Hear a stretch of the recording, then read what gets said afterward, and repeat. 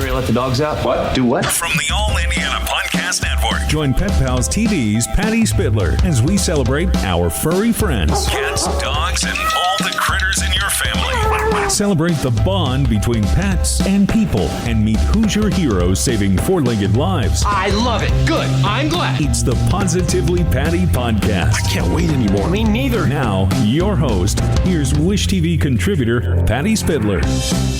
On the Positively Patty podcast today, we're going to talk with Shannon Cagle Dawson.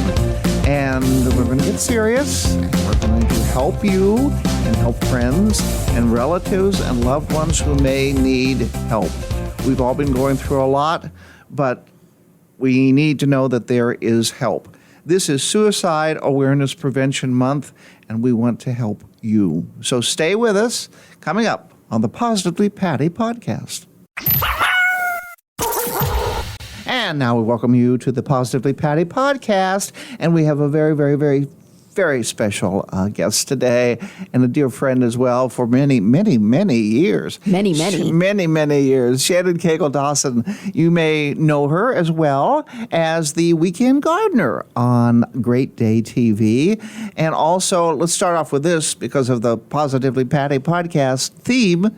You have Winston. I do. I have my dear Winston. He just turned 2 years old. Winston is an Old English Bulldog. And you spell that? OLDE, English, BULLDOGGE. And that's how you know you've got a real Old English Bulldog, which is it's a specific breed. And as you and I have discussed before, we think of him as being kind of a retro breed. He is a throwback to what English Bulldogs were when they were healthy.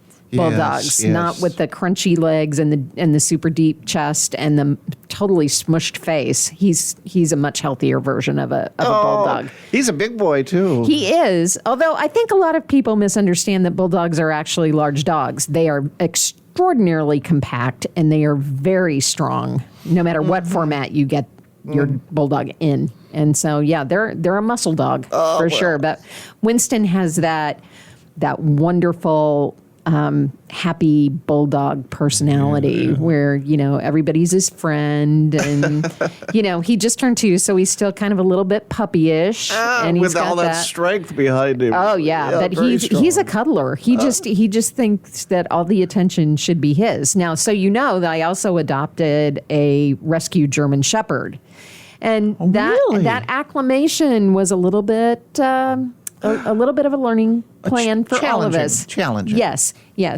But I don't have any small children any longer, and so sometimes when you get a large dog like that in your household, you don't know what their background is. You need to be careful of that sort of thing. Yeah. But she keeps Winston in line.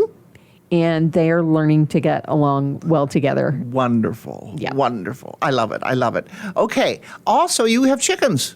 And ducks. Ducks? Yes, I like to call it Dawson's home for wayward poultry.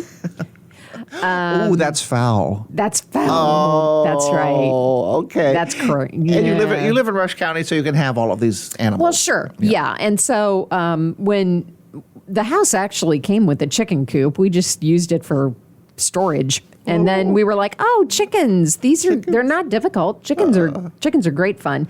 And I have so many friends who enjoy the eggs. Well, then I had some other friends who were like, we have some bonus ducklings that somebody let loose in the neighborhood after Easter. Because as you know, this can be a problem in the spring. Everybody thinks that chicks and ducklings are so cute in an Easter basket, but then nobody wants to take care of them. When they get older, that same thing happens with rabbits. They're messy and rabbits and everything. And they think they can let them go loose.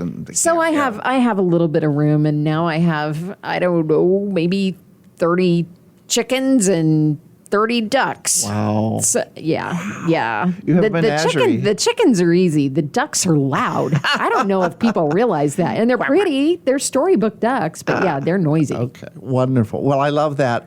We also want to, that's our jumping off point, and we want to talk about a very serious, important subject. And again, I applaud you for talking about this and sharing your journey and what people can do. This is Suicide Awareness Prevention Month, and for September.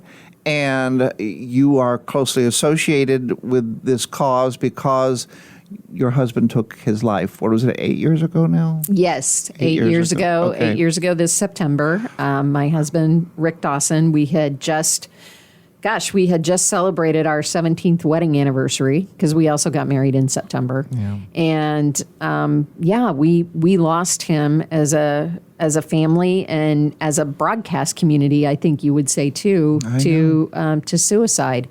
And I always point out that, he had lost his job a few years before that. And none of us, not even him, I believe, realized how much his sense of being was attached to his position as a broadcaster and an investigative reporter.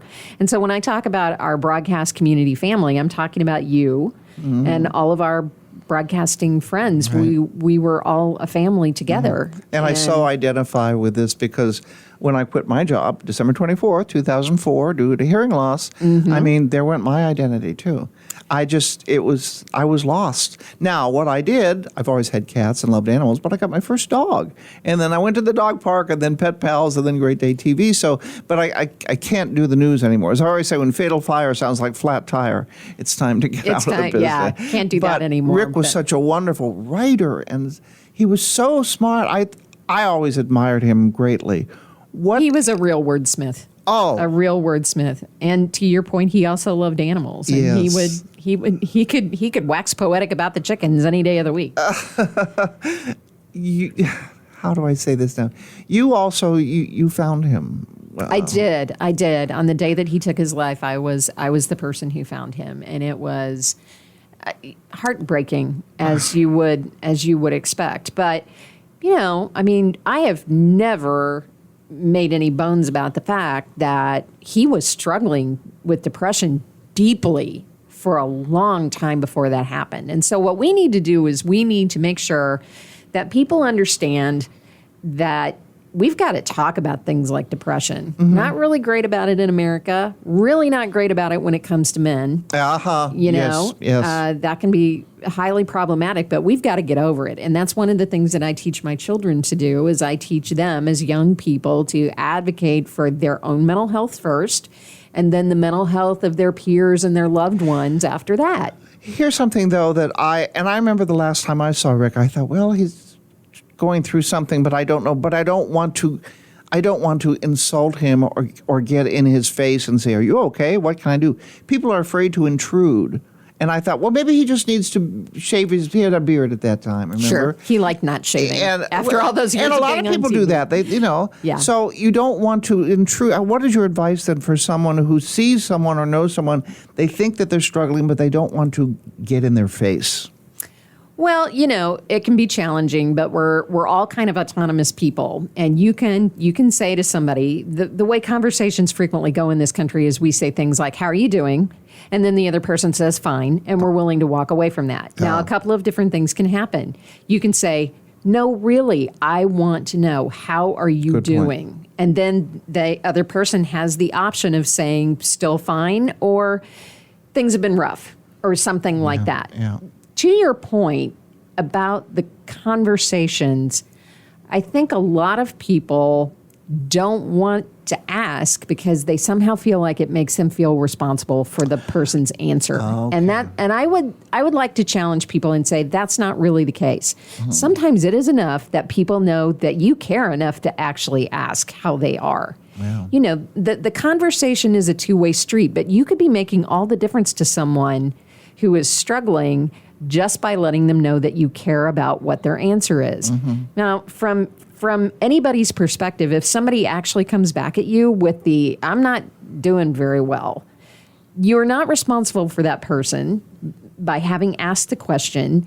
And it is okay to say, "You just need to know I care about you, even though I don't necessarily have answers for you.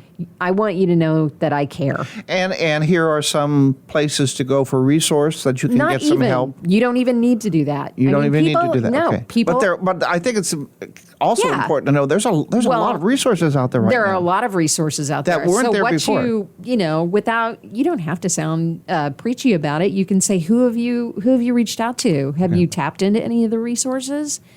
and then point. that way you don't feel like you're shoving your knowledge on the person who's struggling because they're frequently sensitive.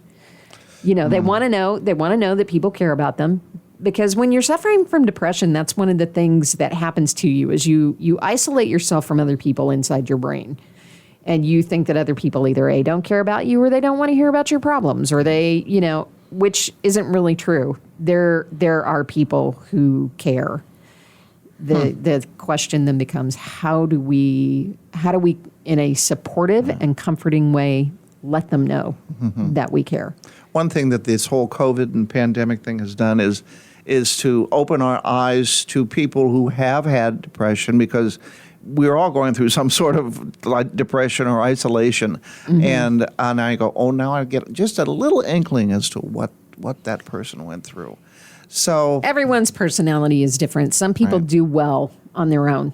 For some people, the self-proclaimed introverts, they're like, "Yay, I'm home alone." But not so much for most of the rest of us. I mean, that's what we do is we live with other people, and that's where we find our energy is by being with other people. Yeah. I'm not a very good work from homer.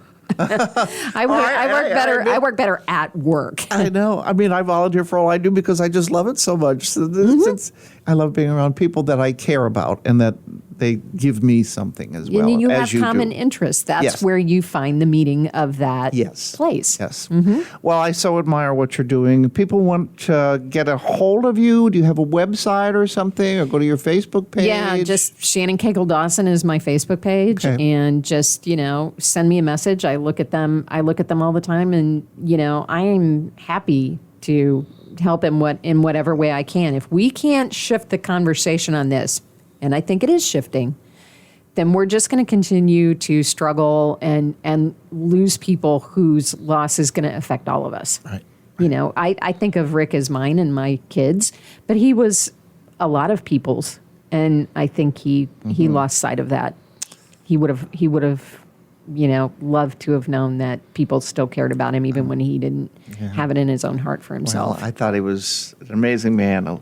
A little intimidated because he was so smart and so tall. Tall, yes. So tall. Well, you're doing something admirable and helping people, and I praise you for that. Well, I thank you for everything and for loving your dogs and your chickens and your ducks. All the live long day. The live long day. Shannon Cagle Dawson, and don't forget to reach out if you need help. Also, don't forget to watch Shannon on Great Day TV. She's on, it's a couple times a month, if we possibly can, and she's our weekend gardener. So thank you very much. You are welcome very much, friend. Oh, good friend, good person. We'll be back with more next time on the Positively Patty Podcast. Discover more pet-friendly stories at PetPalsTV.com and stay with Wish TV online at WishTV.com and when you follow Wish TV on Facebook. Be sure to like and subscribe to this podcast and discover more great podcasts from the All Indiana Podcast Network now at AllIndianaPodcastNetwork.com.